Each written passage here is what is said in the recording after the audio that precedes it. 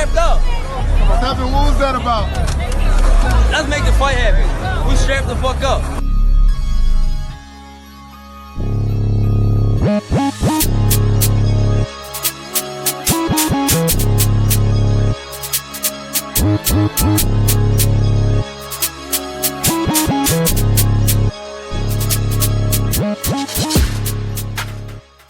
Yes, ladies and gentlemen. Welcome to episode 306 of the Chat Season podcast.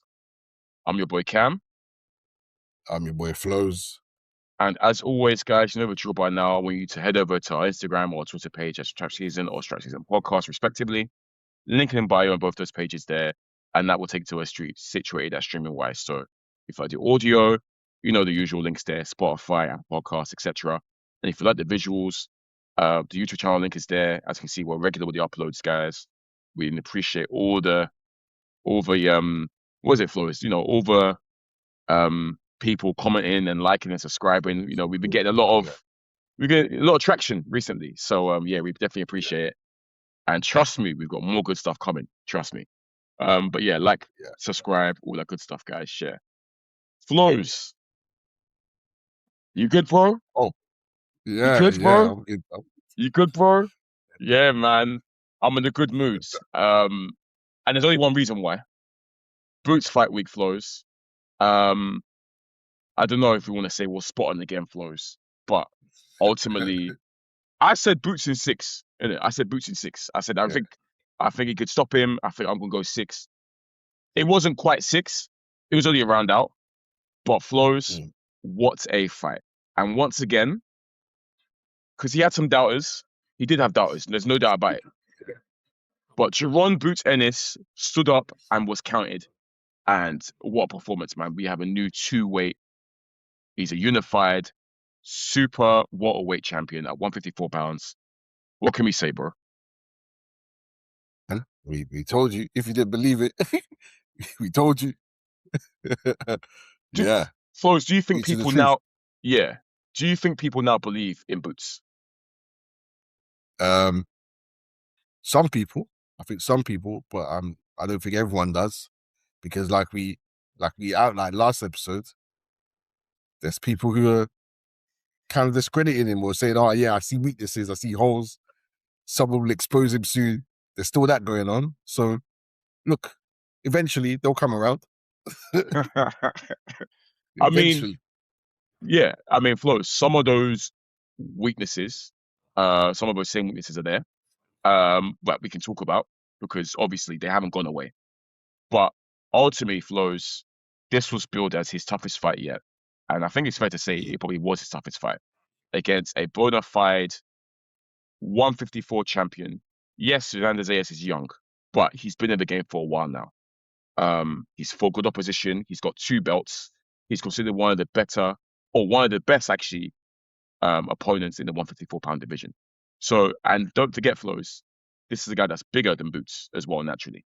Yeah. So, I think it's fair to say, Flowz, that to me, Boots was able to, I guess, pass the acid test that people have put in front of him. But overall, Flowz, let's talk about the fight itself, man. It was a very exciting fight, right? Obviously, I didn't watch this fight live, but I've woken up and seen the result. Obviously, I'm like, calm, my boy. But then also, Flowz, I see that he's dropped him 3 times on the way to a stoppage win. So, naturally, I'm there thinking, Boots has killed him. He's treated him like I said he was going to treat him. But Flowz, it's fair to say that it wasn't him treating him in terms of it was actually a super competitive fight, right? It wasn't just those 3 knockdowns. It's super competitive. The right way to, or shall I say competitive, bro? Shall I say competitive? I think it's a bit of both. There were competitive portions, and there were portions where Boots was cooking. Was cooking. Let's talk about the first round, Flowz. So I think, yeah. Let's start right there. Let's start with the first. Start of the cooking. Flowz, that first round was peak. Because remember how I asked the question, yes, do you think Boots is going to start fast? Do you think he's going to start slow? But Boots has got straight to work in that first round. The jab's pinging off, and he's cracking Zayas with combinations. And I'm there thinking, rah, Zayas, are you going to let Boots overwhelm you like this? I think obviously that's when Zayas has felt the power from the off. Like, rah, this guy really does hit hard. But yeah, Boots in that first round was cooking, absolutely frying. Bro. That first round, because I didn't watch it live as well. Yeah. And funny enough, we posted our prediction, and I was going back and forth with someone in the comments who was picking Zayas to knock Boots out. And I said, make sure you come back here when Boots stops my boy. And so I woke up to the notification of him congratulating us on the prediction. And then I see a clip of round one, or the first knockdown, and Boots is cracking him. And I'm like, wow. Then I watched that round one, and it's dastardly. The way Zayas is getting pieced up and cracked. Bruh. Every shot. Even, I think Todd Grisham was saying, he's landing at will. Whoa. It was really that. Boots was landing and peppering him, and ultimately drops him a minute and a half into the round. Bro. And Zayas looked like he was shocked. I don't think again, you see fighters through film and you watch someone from afar, obviously on TV, but it's always different when you're in there, right, Flowz? Fighters always say it's different when you're in there with me. Bro, Zayas looked shell-shocked. He couldn't believe it. The way Boots was, like I said, landing at will, peppering him. When he went down, the way he looked up, like thinking, rah. Like, not only does he hit hard, he's actually fast, he's strong. Fair enough. So that was hilarious to me, bro. Like that was what was killing me in that first round. But yeah, bro, that first round was one of the best first rounds we've seen from Boots. He fried Zayas. And at that point, Flowz, I'm there thinking, obviously, I'm not thinking because I knew it went 7 rounds, but I feel like if I watch that live, I'll be thinking, yo, Boots might end the show in 1 round, which is crazy, by the way, because Boots is a killer. He's a finisher. Yeah. And he tried to, go for it. And obviously, Zayas has survived the round. But I'm there thinking, boy, this could be a very long night for Zayas. Round 2, I gave to Boots as well, bro. I thought Boots, similar to the first, not as clean as the first round, but very similar in terms of like he was sort of just bullying Zayas. And don't forget, Zayas is the bigger man here.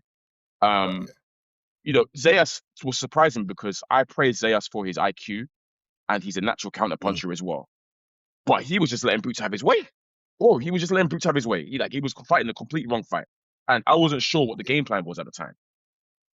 But then, Flowz, we get to round 3. Yeah. Flowz, what were your thoughts? Like, let's talk about round 3, bro. What were your thoughts on round 3, which was definitely the round of the night, bro? And it's probably the first time, am I right in thinking, that we've seen Jerome Boots Ennis actually get rocked and hurt. We've seen him get hit before, but I think this is the first time we've actually seen him get hurt. And look, bro, no doubt about it, he was hurt in that 3rd round. Yeah. And it was multiple shots that he was caught with that kind of backed him up and maybe wobbled him a bit. So yeah, that 3rd round, I think, caught fire. We see Xander. Look, there's a bit of both. It's a bit of what I mentioned last week where I said Boots can get lax in there when he feels he's much better than you. I think off those first 2 rounds, even in the 2nd round, you start to see more showboating from Boots with his hands down and dodging shots. And he came in with that attitude for the 3rd round, hands down, stopped jabbing, and Xander was able to work in a mid-range, feint his way in, and then land 1-2s because Boots' defense is a bit more relaxed and Boots is there trying to possibly just get him out of there. So they kind of go machine for machine. Yeah. And it allows Xander to get off some good work. Yeah. And we see him crack Boots. And Boots is cracking him too, but Boots gets hurt in this portion. Yeah. And I think towards the end, Zayas gets hurt as well. So it was good back and forth action that round. But Zayas, he really let Zayas get to him that round, I felt. Yeah. And Flowz, I don't know if it was an adjustment on Zayas' side. But essentially, what I noticed, if you compare the first 2 rounds to the 3rd round, obviously, because Boots decided to just get rid of a jab and said, you know what, I'm just going to stand in front of you, I'm going to throw my hands and try and get you out of there because I've hurt you already, so I'm going to try and just get you out of here. That was what was going through Boots' mind, clearly. Yeah. I think Zayas just said, you know what, I'm not a bitch. That's Flowz. I think that's, bro, it's not about a game plan. I think Zayas, he said to himself, I'm not a flipping bitch, bro. So, cool, this guy's having his way, no way. And the adjustment he made, if you want to call it an adjustment, he decided to throw with Boots. Because Boots was just letting them hands go. So Zayas said, all right, cool. Forget me trying to time you or kind of, I'm gonna throw my hands too. You throw, I throw, and as you said, machine for machine, and him throwing with boots meant that because obviously boots at this point is in bun defense, he's able to touch boots, and he was just able to land a very good shot that I don't think boots saw coming. Essentially, when boots was throwing, and that's what backed boots up. And then, as you said, it wasn't just one shot. Because usually we see Boots get caught with one big shot here or there. Just it's usually ones or twos max. But Zayas has followed up with more shots and multiple shots. So first time we've ever seen Boots retreat. We've never seen Boots take a step back ever. But him being able to follow those multiple shots was able to back Boots up, and that's when you actually seen Boots hurt. So I think Zayas just decided that he's not a bitch and said, I'm going to throw my hands as much as you do, is eventually what won him that third round and turned the tide in his favor. But it was a very it was gassy. Obviously, the Puerto Rican crowd were going crazy because Zayas had hurt him. Zayas has now suddenly got a second win because he's thinking, wow, I've hurt him. Now I'm going for it. So he spent not the rest of the round, but a good portion of that round going at Boots. But then towards the end of the round, we see Boots rally. And he landed a very good shot at the end that hurt Zayas. So that round Flowz was superb. I was on my feet. I was clapping up. Bro. That third round was superb. Round. Yeah, man. Yeah. That was the only round I gave to Zayas. I'll be so real. I gave. I think that's fair. Yeah. But fourth round was similar in terms that it was back and forth again. Fourth round was really good. So I want to touch upon the fact that yes, now it was both these guys who are both good boxers said F boxing. We're just gonna have a phone booth tear up in the middle of the ring. That's literally how the fight now went on from the 4th, 5th, 6th, and 7th. Boots, for me, a critique of Boots, I feel like, was he got sucked into that war way too easily. Like I said, after round 2, Flowz, Boots didn't jab at all. After round 2, the jab was gone. So Zayas was able to get Boots to sort of be sucked into that. And I think a lot of people were worried, saying that, why is Boots fighting Zayas' fight? Or vice versa. Why is Zayas fighting Boots' fight? Because we know both these guys can fight at distance. And they can, use their jab and time their opponents coming in.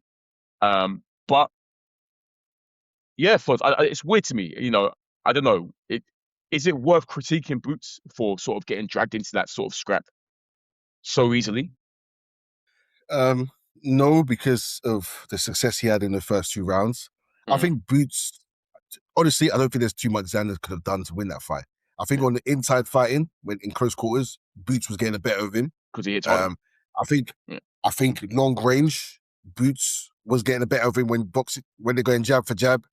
I think mid range, where Boots is lax, Xander was having his best success because he can jump in with the 1-2, he could feint his way in, and then kind of because when Boots is lax, he kind of plants his feet.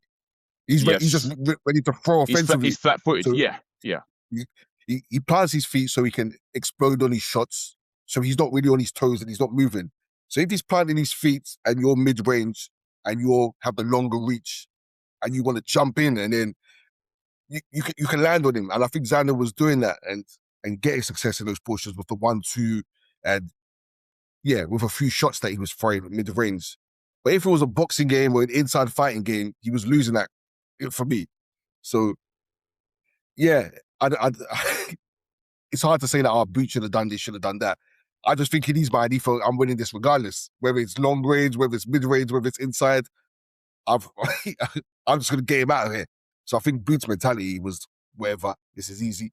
Right. And Xander was like, there's not much I can do, but we're just gonna go for it. We're gonna bang out. Yeah, look, I think Xander kind of realized that, fair enough. From early, this is probably the best chance I'm going to get to try and get this guy. So let me do it this way. Fair play. And as you said, Flowz, whether it's a long range game or boxing chess match, he loses. Whether it's, as you saw, bang out for machine, he loses. He lost. Is where he is. But his best chance was, okay, if I can hurt this guy and maybe apply pressure, maybe I can make him fold. And unfortunately, didn't come. Boots showed that he's made of tough, stern stuff in there. He showed that. I think, obviously, as we saw, as the rounds progressed, 4, 5, 6, and 7, similar in terms of that third round. But as you said, Boots is now having his way again because, like I said, his shot selection is better. His timing's better. His speed, he's more explosive is better. And the bottom line is he hit harder. Xander was catching Boots throughout the entire fight, bro. But apart from that time in the third round, Boots wasn't really as hurt. But steam and the punches weren't the same compared to Boots' shots. And as we've seen, Flowz, in the 5th round, beautiful KD, beautiful KD, the uppercut, the counter uppercut, Flowz. Yeah, uppercut. Beautiful. Dropped him. Zayas is even there, like shaking cobwebs out of his head. Like that was a very peak uppercut. And he dropped him for the 2nd time. Damn near took the full count as well. Yeah, God, he did. Yeah, yeah. You're right. And I think the writing was on the wall from there, right, bro? Boots tried to finish him. Zayas, credit to him, survived. But I might give credit to the ref. Yeah. Because that 5th round was after that knockdown, it was dark for Xander. I can't lie. He was getting touched, he was getting tagged, he was retreating, he was trying to cover up, he was trying to hold. Yeah. He looks like, credit to him for not going down again because, boy, he was taking shots. Yeah. And I'm going to give credit to the ref for not jumping in because he could have. He was looking. He was looking, bro. He was looking. Yeah. And look, Xander wasn't really replying in terms of throwing punches back, but he was holding and trying to survive. Spoil. Yeah. Yeah. But boy, the ref could have said, I've seen enough here. Some refs might have, but agreed. I think even Sergio Mora was pleading with the ref that, look, this is a championship fight. Don't stop it yet. But yeah, from there, it was like, yeah, this is a wrap. Yeah. Like I said, air of inevitability. And then obviously, Flowz, we've seen the 7th round. He's dropped him again for the 3rd time. And this time, Flowz, the referee's looking at Zayas. And Zayas is on his knee. He's on one knee. We visibly see Xander Zayas say, no mas. He shakes his head at the ref. And yeah, and that was it. So I don't think he quit. I don't think he quit, you know. Flowz, he looks right in the ref. Another angle. He looks right at the ref. I swear, the angle I saw it, he looks at the ref and you see him shake his head though. Like, I think he shakes. This is what I think. This is what I saw. I've not seen another angle, so I need to confirm this. What I saw was he looked at his corner, and I thought his corner had all the coaches on the apron and waving the towel. I don't know this, but I think his corner tried to stop it, and he's shaking his head at his corner. To me, I thought he was shaking his head. Why did you stop it? Like, right. Or like disappointed shake of his head, as opposed to I don't want to continue. It's more like, oh man, that's what I thought. But again, I've not seen another angle. But I think I heard the commentator say, yeah, the corner stepped up and the ref waves it off. I've seen some people say he quit, but to me, I thought he was looking at his corner and they've waved it off and he's shaking his head at that. I might need to look at it again, bro. But on first reaction, maybe we need to. I thought he looked at the ref and shook his head and be like, and that's when the referees waved off. And I don't think there was a protest from him either, I swear. There wasn't much protest, too tough. Yeah, that's what I thought. It was corner who waved it off and he just thought, yeah, it is what it is. I mean, he is big. Some people are criticizing him for quitting. We'll get onto some tweets from certain fighters afterwards, but ultimately, Flowz, he was getting, if he got up and carried on, Boots was going to knock him out. Let's keep it a beat. Yeah. So yeah, man, it was cracking fight, Flowz. You know, I don't even want to say it was Boots' best performance, or he could have, his greatest performance is done, because he still got hit a lot more than he should have. But ultimately, Flowz, the cream always rises to the top. We've been speaking about Boots for a long time. He's my favorite fighter. He's one of your favorite fighters. And he's done what he set out to do. Another KO, another body on his record. Yeah, man, what a fighter, bro. What a fighter. And the sky's the limit for Boots. The sky's the limit, as we said. Look, I think, like I said, the only critiques I could have maybe is that he got dragged into the war too tough. I think the same critique people have for Boots is that they feel like he gets hit too tough. And hit too much. And my rebuttal is the same, Flowz, every time. Boots is a very offensive fighter. If you're an offensive fighter, you're going to get caught. That's what it is at the end of the day. If you can touch this man, stop him then. If he's so easy to hit and you think he can get touched, go and stop him. That's my challenge to you, for all the guys who think he gets hit too much. But I feel like if Boots wants to be very defensively sound, he can be, 100%. But he looks to stop every single opponent he fights. And ultimately, if he does that, you're going to get caught. And let's not take credit away from Xander. A lot of heart, worthy champion, who himself is a good fighter, is 23 years old, he's going to come again. We're going to see Xander's ace again, 100%, bro. In fact, Xander's even hinting about moving up to 160. So, yeah, man. Yeah, he should. That might have played a factor in some ways. Right. With the weight cut, he's big, he's huge in there. Yeah. He definitely moved up to 160. I do feel for Xander in the sense that he didn't need to take this. What? In fact, he didn't even need to. when he stepped up for the title fight, I was like, "Rah, you're stepping up this early." Bro, Exactly. and don't forget, Flowz, he unified straight afterwards. He didn't do that. Yep. He unified straight away. And my big worry is, well, if you're going to step up this early to grab the belts, the killer's going to come for you next. What? And he didn't duck the killer who came for him. Mm. So credit to him for stepping up so early and putting everything on the line. And even his showing in the ring there showed real bravery and real heart, because after round 5, round 6, he looked good again. Like he was moving, but he didn't fold in round 6. Word. So look, Xander will come again. One from my prospect list, great fighter, showed great heart. Probably won more fans as well from that performance. For sure. But yeah, look, and Boots, the criticism that he gets hit too much is because no one's worthy of, no one's the level that he needs to worry about getting hit. Yeah. He's going to outland you. He's going to drop you. And look, Dave, you're complaining about people who don't get hit, like Shakur and Floyd. You call them runners.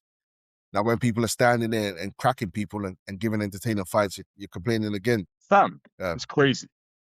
Yeah, they're holding him to standard because we know he's such a good boxer. They say, if he's such a good boxer, why is he getting hit? But yeah, you know, will make an excuse for anything. Right. Put someone in front of him that can make him fearful of getting hit, and we'll see a different side to him. And Boots is not a pure boxer. He's a knockout artist. Let's keep. He's actually a KO artist who can just box really well.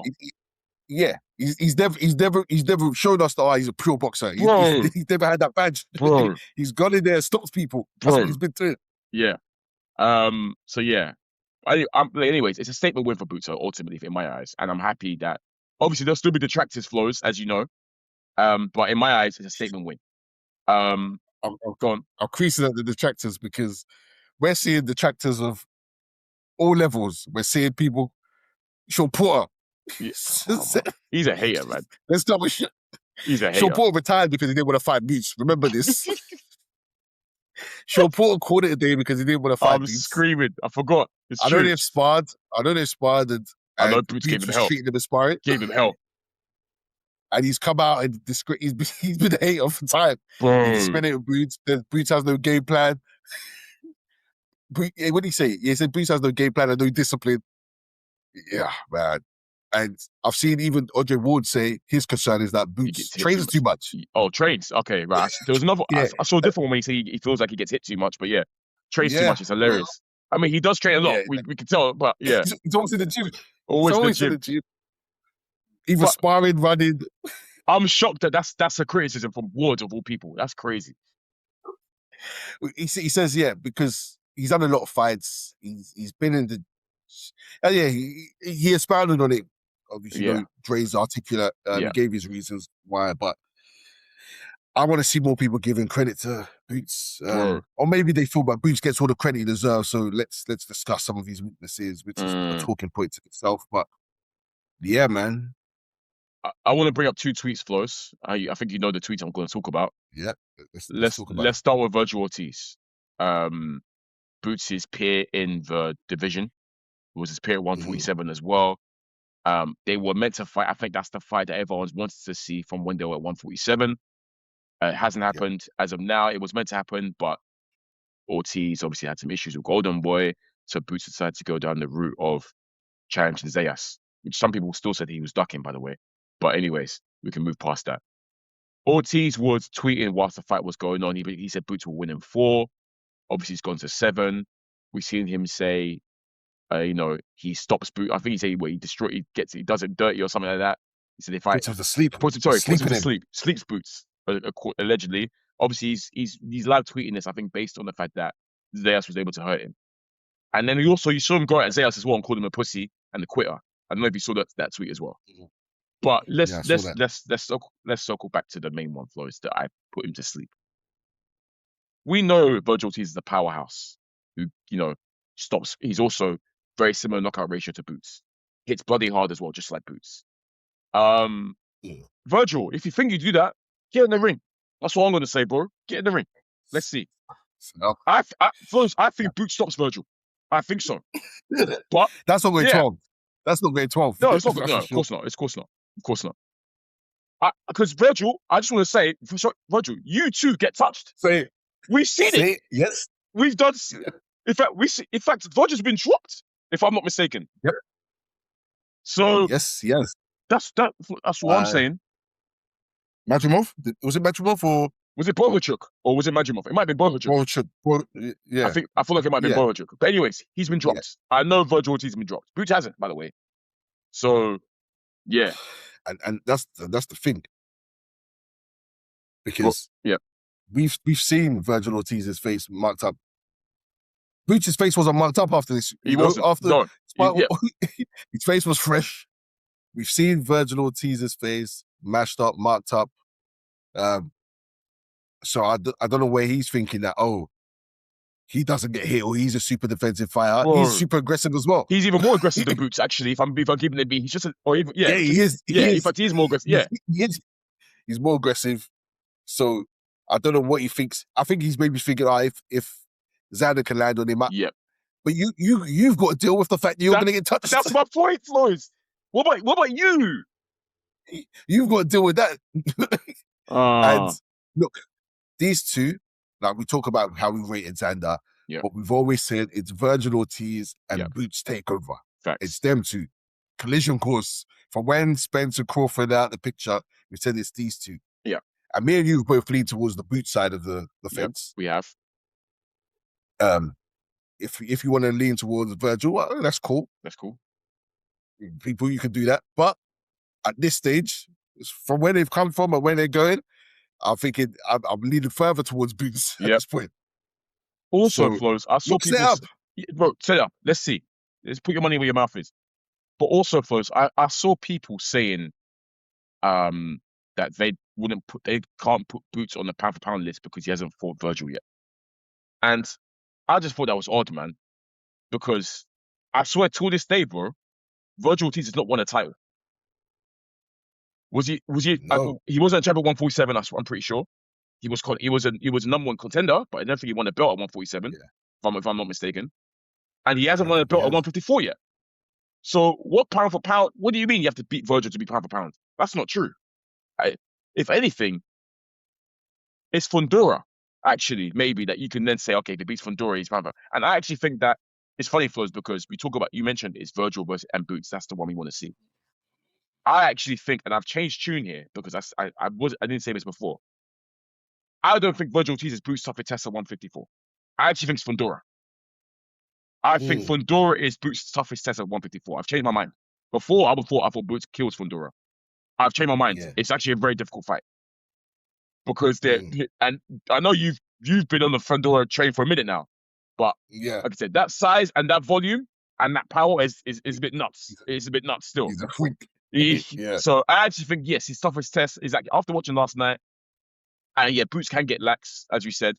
Fundora, even though I'm still backing Boots, I think Fundora is Boots' toughest test in the division for me. He's more tough than Virgil, if you ask me.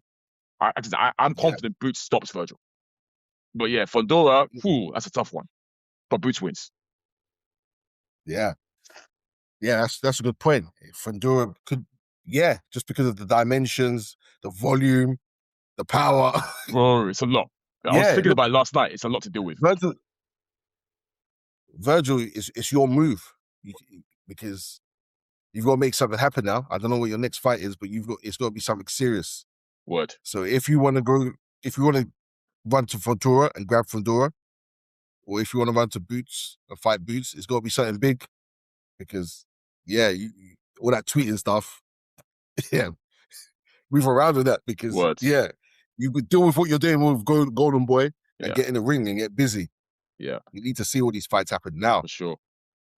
You see Buds? Yes, so that was the second tweet I was going to talk about, Flowz. Thank you for getting there. Let's get to Buds. But, obviously during this build-up, I think obviously there's been a lot of talk about Bud potentially coming out of retirement and potentially fighting Boots.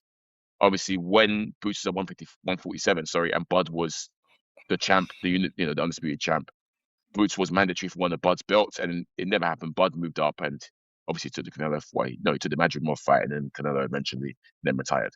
But Boots versus Bud was always in discussions, and we kind of said, why would Bud face Boots anyways? High risk, low reward. Go and chase the money, which is what he did and got to the money. So I was I didn't need to see Boots versus Bud, but I think that people are trying to bait Bud out of retirement, and as you know, Bud's been very bullish about people talking on his name, and the tweet was basically along the lines of, I watched the fight. I ain't gonna say too much, but I hope you guys saw what I saw. Something like along those lines, right? Basically implying that, boy, if it was me in there, I saw a lot of holes in his game. I could quit. I could kill him. Yeah, Flowz, what are your thoughts on Bud's tweet? Yeah, but Bud needs to just enjoy his retirement if he's retiring. All this teasing that you're coming back and he's still getting into it with fighters and pulling up on fighters and arguing, going back and forth. Flowz, are you surprised though? Are you surprised? Yeah, that's the problem. Like, yeah, I'm not surprised. And I in my mind, he's not even retired. This guy is too easily baited, too easily drawn out, too competitive. Like, he'll come out of retirement and fight probably a few people. Yeah. Probably a few people. So, look, if that's a fight I would like to see, fair, I'd absolutely love to see it. Mm-hmm. But Boots, no, but Buds, look, you've retired, you're getting on. Don't tarnish your legacy by coming out of retirement too late and get yourself hurt. I'm screaming. Flowz, do you because think the Bud I know beats Boots? Yeah. The Bud I know beats Boots. Absolutely. Yeah. So I don't want to see Bud come out and not be the Bud I know and then end up losing to Boots. And it's like, why did you do it then? You should have done it before. Yeah. But yeah, the Bud I know beats Boots for the time being. Yeah. We need to see more from Boots before I can say he can beat a Bud. That's fair. Do you think Bud gets baited out of retirement within the next year or so? I think so. Fair. I think so. Yeah. No, the way he's been talking, I can't lie. I think he might be baited out. He's been talking heavy. Yeah. He's been talking very heavy. Yeah. Hey, we'll be there. But when it happens, we'll be there. I think he's lucky that Boots ain't too much of a talker. Yeah. Because if Boots wanted to be on his neck, if Boots was on his neck and calling him out and saying, yeah, I want him. You're right. Like, if he was doing what Shaki's doing to Shakur. Yeah. My goodness. Yeah, it's true. Hey, Bud will be out of retirement tomorrow. Bud might even pull up to him on road. I can't lie. He might pull up to him. He probably would. Yeah, man. That's funny. Okay, Flowz. Yeah. But anyways, congrats to Boots. We hate to say we told you so on the pod, but we did. Flowz, we got another you told you so moment to talk about as well. On Wednesday, earlier in the week, Liam Paro versus Lewis Crocker. Over in Australia, Liam Paro moving up from 140 to 147 to challenge Lewis Crocker. A lot of people's first good look at Crocker. Flowz, this was a cracker of a fight, in my opinion. This was a great competitive fight. Quality fight. Both fighters left it all in there. You're seeing Paro's face mash up at the end. Crocker coming with just haymakers throughout. Paro trying to, time him and box him. Good clash of styles as well, Flowz. Size difference was crazy, by the way. Like, Paro looked tiny compared to Crocker, bro. Paro looks small. Like, he's going to be a small welterweight. But he's come away with a W, Flowz. UD, 115, 113. Close fight, Flowz. Do you think the judges got it right? And do you think Paro deserved the W? Yeah, I think it's a close fight. I think it's hard to say if Paro definitely won. I'll hear it if other people say otherwise. I think the fact it was in Australia helped, kind of let you know. But yeah, look, I said it'll be a cracker fight. I said it's a good fight for both of them because Crocker can pick someone who's coming up in weight. We'll see how Paro looks at the weight. And Paro's picked the easiest of the champions. I think Paro's big issue moving forward is that, he's too small. Yeah. Someone's going to snatch that off him. Yeah. I was going to ask you, how do you think he fares in the division? But yeah, you're right, bro. Like, someone serious is taking that off him. Great fighter, great fight, but he's way too small. I don't like how. My question was, how does he look at the weight? I don't like how he looks at the weight. So, but yeah, look, I'll hear it if people want to say Crocker won that. Close fight, great fight. Could have gone either way. It's one of those fight flows in terms of how do you like your offense. I think we've seen Crocker land the big shots throughout. He's landed the more telling the bigger shots. But I think, I guess, overall, the consistency offense came from Paro. He's probably landed more. And they weren't moving Crocker at all, really. They weren't really moving him, Yeah. but he was landing consistently, just with good footwork and good punch selection and good hand speed. But Crocker was landing these big haymakers every round, a couple every round. He's looking wild at times as well, very, very wild, very rugged, very crude, but he's landing good shots. So it was one of those fights, Flowz. So depending on you pick him how you want. I think Yeah. I probably just about gave it to Paro, to be honest, but it was a very close fight.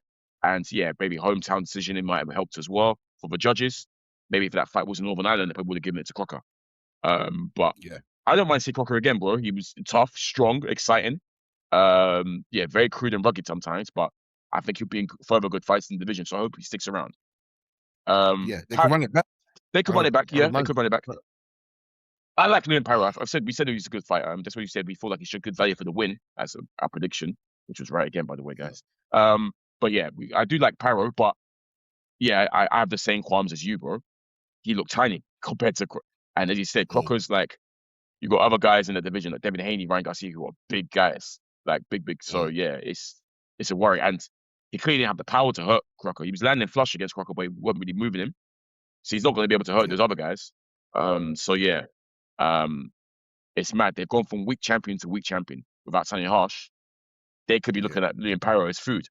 So yeah. What's killing me is Richardson Hitchens proper picking up Paro. He's doing a Cambosis. You know, bro, it's so funny. The Africans and proper bigging him up, saying, "I told you guys, quality fighter, well done, bro," etc. Just to further his own agenda about how he beat a two-weight champion, which is hilarious. But yeah, man, I'll be intrigued to see what fights get made with Paro in the division. But I don't expect him to have that belt on for too long if anyone serious comes around. And it's not just down to not because of him. It's just I feel like he's too small, as you said. Yeah, that's it. Simple as that. Yeah. We've got to talk about your boy, Benzo. Oh, Ben Whitaker, the surgeon. American debut. Have to talk about him, bro. Yeah. If there's bro, came up. Hey, victory. Hey, as I said, bro, if there's a fighter that's tailor made for America, a UK fighter, it's Conor Ben and it's Ben Whitaker. Those two. Well, Ben Whitaker, I'm sure he wants to be American. Like he moves like he's American anyway. It's like, yeah, man. Yeah. Came out to fight Viola. He was there dancing. He smoked his opponent in 2 rounds. Flowz, it looked like a mismatch from the off. I'll be so real. Like this guy looked like Whitaker was treating him, timing him, just check left hooking him every single time. It was so funny, bro. And that's how the stoppage came. I think he dropped him in the first round. Back of the head, but he dropped him regardless. And the dance he did there, the end round was killing me as well. Do you see the dance, bro? Whitaker is funny, man. And then second round, the second round he's treating him again. It's I think the first meaningful punch in the second round. The guy's leapt in, and he just hit him with a check hook, dropped him, and even though he got up and he was on steady legs, the ref stopped it. Do you think the stoppage was early, or do you think the ref was right to call it off there? I'm happy with the stoppage. This guy didn't deserve to be in the ring with Ben. Bro, he was killing me, bro. Yeah, this guy wasn't good at all. I'm shocked because they tried to sell this guy who went 12 rounds with Badu Jack, split decision. I can't remember the fight, so I need to watch that back. I don't know what Badu Jack was doing then. But Badu Jack's is 40-year-old. I was going to say, it's not about what Badu Jack was on, but what he was on was that he was 43. That's what he's like. Badu Jack's old. Yeah, Badu Jack's been old, so yeah, maybe it was just a war or whatever. Badu Jack, so they keep trying to. What they need to stop doing is pretending that Ben Whitaker is stepping up. Don't Eddie Hearn stop it, because I knew you would say that. Once after the fight, Eddie Hearn was like, "Yeah, he stepped up last fight. He stepped up." Nah, stop it! Don't lie to us, because these aren't step ups. Just do what you're doing. Keep running through these bums and rolling him out in America, building up his following. Calm. That's the game plan. Cool. We want to see a step up, and don't tell us otherwise till he actually steps up. So I think they're going to keep running this play. Right. Quite rightly, they can do. Roll him out in America, get him these cherries, because this was a cherry. And his Instagram follows are mad high. Yeah. They're loving him in America. They're loving what they're seeing. So cool. But don't tell us he's stepping up, because that's not a step up, man. Flowz, I'm seeing some fans are starting to get a bit disgruntled though and saying that literally stop. Literally, what you're saying. Stop trying to pull the wool over our eyes with Whitaker and having them face these scrubs. Finally, give them an opponent that's worthy because these guys aren't it. So obviously, we've noticed. I'm seeing some fans are starting to notice as well. So yeah, there's only so much more they can run this play, in my opinion. But the fans really start to voice their opinion. But people are noticing. That's basically it. People are noticing. So there's only so much they can do with this. They're gonna have to give them a proper, credible opponent soon. I think maybe 2 more of this max in America, and then that's it, bro. It should have been happened. It should have happened ages ago. But yeah, they're gonna keep doing this, it seems. And look, I said last episode that I'm happy it's calm with this because it's his debut in America. Yeah, it makes sense. Cool, good business move. And next fight should be a big step up. But I don't see them messing up the money, the building train or the money train. The Whitaker train. Yeah, I don't see them messing that up with a big risk. But look, even a medium step up is calm. Like you can step him up slowly, but just don't give us these fake step ups. Yeah. that's the violation. That's the violation. Yeah, I hear it. The fake step up. Stop that. Yeah. Actually, if you're going to do a step up, let it be a little step up because they'll turn around and say, "Oh yeah, he was yard next." Yeah. Remember they were telling us that. Yeah. They were saying he was yard next. Yeah. And now, don't try it. Yeah. If you're going to step up, step up. I hear it. All right, Flowz. Let's talk about upcoming fights, a few fights, and a few announcements as well. I think the main fight we want to talk about, Flowz, Dylan Mason is back in action for the first time since last year, which is crazy, right, for Dula, because he was fighting 5 times a year. Obviously, we know he had that cracker of a fight with Sam Noakes, a bit of a war. But finally back in action, defending his WBO belt. Always good to see Dula back, bro. I've low-key missed him. It's been a while since we've seen Dula. He was meant to be fighting Joe Cordina, who we know, obviously, Welsh champion. He was a champion, sorry, at 130, I think he was. Or was it 122? Oh, sorry, 126. It was one of the lower weight classes. Yeah, I think it might be 130. Joe Cordina, a credible guy we know, very good fighter himself. However, Joe Cordina has got into some trouble with the law. He got done for assault, Flowz, and essentially he has been pulled out of the fight because of that, which is a big shame because, it would have been nice to see Joe Cordina back in action. But instead, they have found a replacement opponent, a guy called Albert Bell, Flowz. I don't know if you're familiar with him at all, but he's also undefeated. I just want to say his dimensions to me, Flowz, are very, very interesting. He's 33 years old, 28 fights, 9 KOs, undefeated. But Flowz, he's 6 foot, which is mad for a 135 pounder, bro. He's 6 foot. We've got another hype bully, bro. 6 foot. That's crazy. So I'm intrigued to see how Dula copes with that, Flowz, because this guy's gonna come with something he's not seen before: mad height and mad reach. So I expect Dula to obviously come through it, but that opponent is very intriguing. And I've been seeing a lot of comments saying that this Albert guy is, one of those like best kept secrets and potential banana skins, or someone that's been overlooked, underrated. Let's see what he does, man. Let's see. This is his chance. Let's see what he does. I'm worried now. Now you said that. Yeah, bro. I can't lie. His dimensions are 6 foot, bro. What's his carry ratio? He's Do you know? 9 KOs in 28 fights. So he's not heavy-handed. So he's a boxer. He sounds like he's a tricky boxer. Yeah. That height and reach, yikes. Yeah. Yikes. Yeah. That's even worse that he's a boxer, Yeah. It's true. That's long. Yeah. Because I'll be honest, I was already worried for Dula with the Cordina fight. Right. Just because of how good Cordina is, yeah? I might have even led towards Cordina. Swear. But yeah, luckily we don't have to make that prediction this week. Swear. Flowz, I'm surprised. I'm surprised.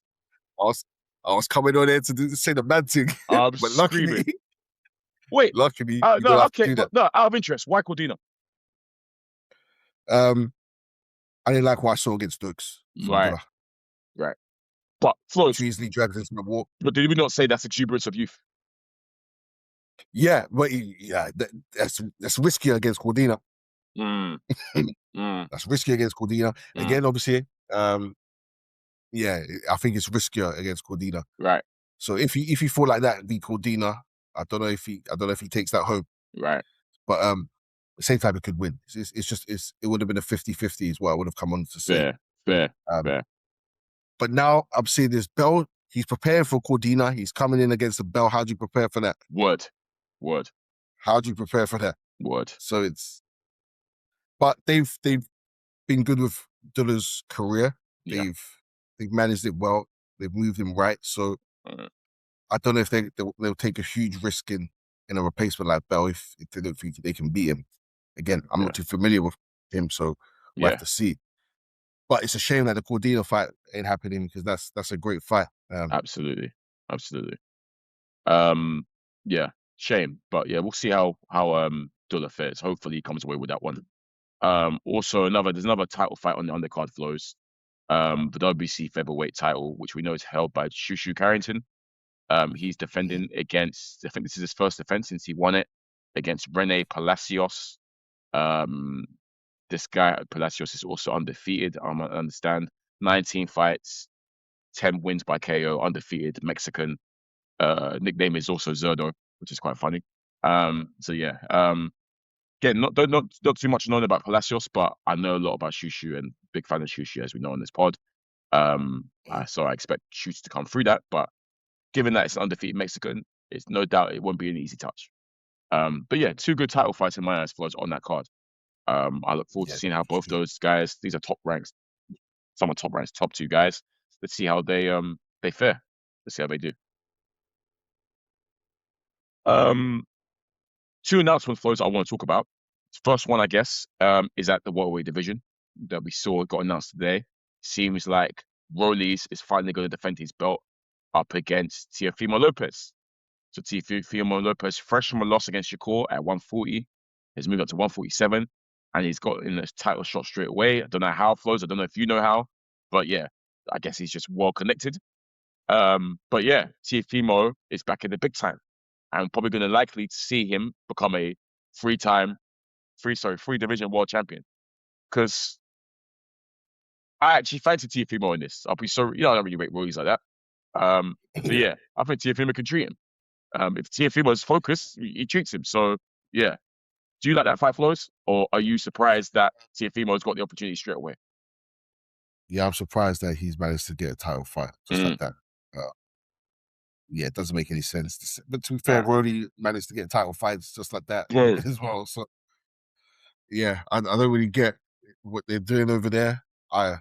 Tio should win on paper. Should win on paper. The better boxer should really be treating Rollies. But yeah, look, you know, I don't like Tio anymore. I don't. So, I don't. I'm rooting for Rollies. I want Rollies to win. But yeah, I don't think I could put my trust in Rollies. But yeah, if he does win, ha. I say ha. Hold that. Yeah, get Tio out of here, man. Yeah, fair.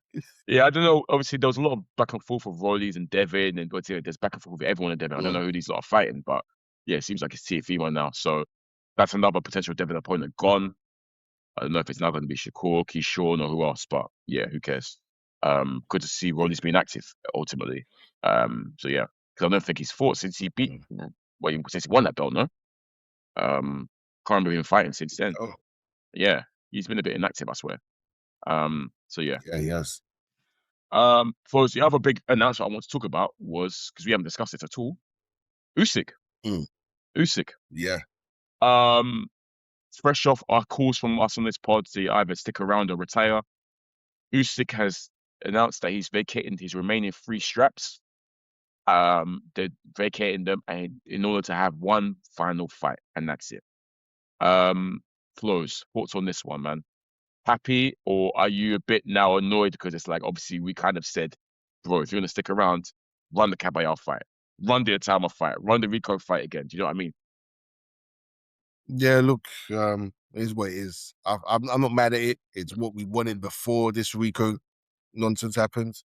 Not what we wanted, but it makes sense to, if you're going to chase the money, leave the belts alone. Get out of the picture almost. Yeah. Take yourself out of the picture and go fight your kickboxers or whatever you want to do. If that's, that's fair. So I think it's fair for him to, because the Caballero fight ain't gonna make him huge money. It's purely to be the best and whatnot. But he's already proven he's the best. So I ain't mad at it. It's kind of the same way we call that he'd vacate to let Woodley get the belt because it's not a big fight. So yeah, look, vacate the belt, do whatever fight you want to do if it's that, and then people can stop putting your name in the picture for me, which is fine. Like he doesn't need to be in the picture against Caballeros or Itamas or Furies or AJs again. Yeah, he's out the picture now. So he's vacated the belts and probably do the Rico rematch and then go away. Okay, so you make sure you cook Rico if that's what you're doing. So do you reckon the final opponent would be Rico? Yeah, I think so. Right. I think so. I don't really want to hear people say that he's ducking Caballero. I've not heard it yet. But I've seen it. I don't think. What's his name? Yeah, what's his name? That guy. He hates Usyk. You know that Naji Chill guy? He's been on Usyk saying he's a ducker, overrated, this, that. Caballero destroys him, this, that, and that's why he's running away. But yeah, no, he's not ducking Caballero. Did he duck Fabio Woodley as well then? Is that the case? Did he duck Fabio Woodley? Bro, no. Yeah. He just he's chasing bread. Yeah. Ultimately, I do feel sorry for Caballero, but Caballero's not going to get his opportunity to fight for those belts. So ultimately, he's going to get his. He's got the email. He's been elevated. He got the email. Oh, it's been confirmed already. Oh, that's quick. Fair enough. Yeah. All right, cool. Congrats, Caballero. Email's been sent. Email's been sent. Fair enough. Elevated. Fair enough. Hey, new champ. Calm. Yeah. Look, man. I'm happy personally because it's what we wanted initially. I wanted Usyk bouncing. I wanted him gone. So, yeah, it's interesting though. I feel like this has come off the back of that poor performance against Rico. Maybe I don't know. It's him thinking, "Yo, I could lose it soon," but it's like not like I could fall off very quickly. But it's like it was almost like a wake up call or a warning shot that I could potentially have a bad night and I could lose. So maybe let me just call it a day now. Finally, and just call it a day. You know what I mean? So yeah, maybe it could be a reaction off that Rico performance. But ultimately, yes, I was happy. I wanted him to retire time ago. Yeah. So just let him bounce. We need him gone. Not in a bad way, but he's achieved everything. He's the greatest of his generation. Go himself to the sunset, and let's have some new blood in the division. Let's have a new. Do you know what I mean? Division, unfortunately, with him there is dead, in the sense that shut up, bro. What's the point? You get to the peak of it, and you go and face this guy who can't be moved from the mountain. What is the point? But now the heavyweight division can thrive again. It blocks us from the fact that these unification clashes, like Dubois versus Caballero. Now, that's a fight to happen. Whereas all roads led to Usyk and it's a dead end for these fighters. All roads lead to this dead end of Usyk. Now it's okay. The undisputed pictures open up again. Who's going to be the new ones to grab that? So, I mean, you know what? It probably even helps the old guard in Tyson Fury and AJ. Maybe their eyes have got a twinkle in them again. Like, bro, I can grab one more. Yeah, why not? Yeah, why not? I've got one more in me, bro. Bro, yeah, they man. Might be thinking that. So yeah, for sure. Especially if they fight each other, then it's like, all right, cool. Let me go on one more title run, and that's it. Beautiful. So yeah, man, I'm happy with it. I'm on my day, bro. Calm. And hopefully he wins his last fight. And that's we've seen one of the greatest do it. So yeah, man. Which I guess leads us on to the other announcement that happened. Speaking of heavyweights and up and coming fresh blood. Yes. Yeah. The heir apparent to Usyk, Mr. Moses Atama. We've said that he's in a tricky place because he's going to kill everyone. We need him to step up against the big dogs now. But if he fights a big dog, he's right in the mix now, challenging. He's fighting a big dog, bro. He's fighting Hrgović.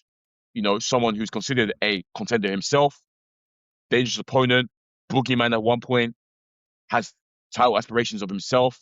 Flowz, this is a cracking fight. Cracking fight. Yeah. And this is the step up that we said Moses would need or probably is going to get soon. Flowz, he wins this and he comes away with this W, which I think he will. There's nowhere left for Moses to turn to. He's challenging for title straight after this. Let's keep it being. So yeah, man. Yeah, great fight.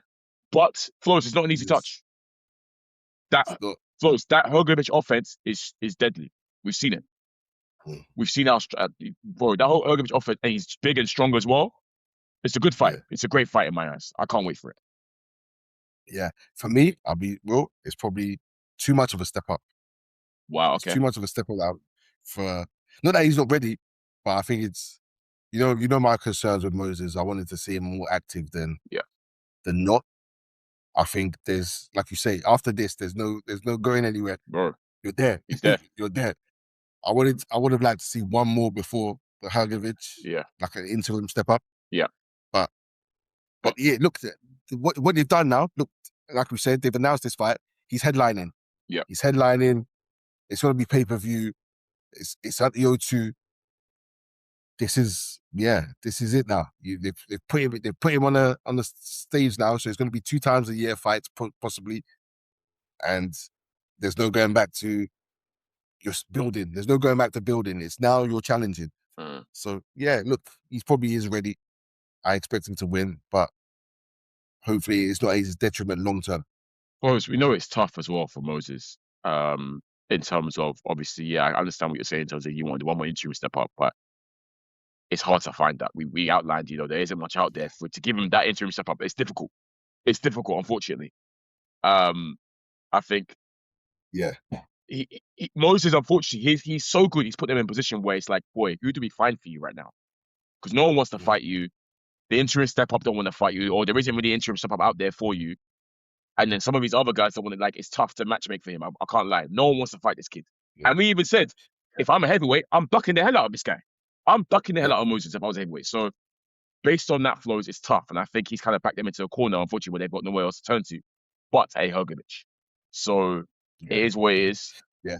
Let's see if Moses, if what we really believe of you, which we think is true, if you're him, let's see you deliver. Because Hrgovic is the right person to deliver against. Let's be real. And he beats Hrgovic, that's onto Dubois, that's onto Wardley, that's onto, you know what I mean, Caballero, that's onto these guys. So it's onto more ducking. That's what it's onto. More ducking for these man until they're pinned against the wall and have nowhere to go, and they have to see him. But that's fine. I think that's fine. Moses. But yeah, the issue is, like you said, matchmaking this guy is definitely going to be difficult. For sure. Pay a big buck to get people in the ring with him. Absolutely, bro. Absolutely. Hey, we'll see. We're going to be there, as always. So yeah, man. Can't wait. Can't wait, man. Flowz, let's call it a day there, man. This has been episode 306 of the Strat Season podcast. Once again, your boy Cam. I'm your boy Flowz. And as always, you know where to find us on the streaming platforms, guys. Peace.